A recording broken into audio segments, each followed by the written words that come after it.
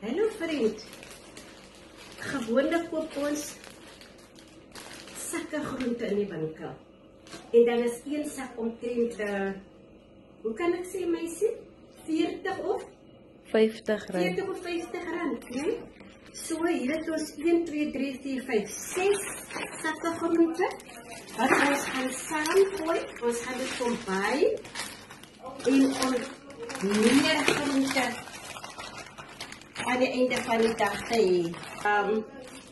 Buiten te gaan om groente te koop nie. So ek gooi alles by mekaar. Bone, broccoli, gemengde groente. Daar gaan 'n sak gemengde groente in.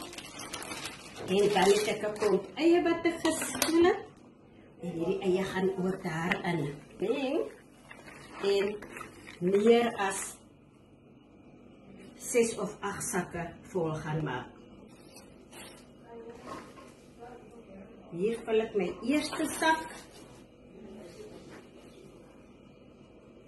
Net vir 'n kooksel. En die volgende stap gaan wees waar ek al die sakke gevul het. En dan gaan ons tel hoeveel sakke ons uit hierdie 6 sakke groente gemaak het. Kom tel saam met my. En die begin het ons 6 gehad.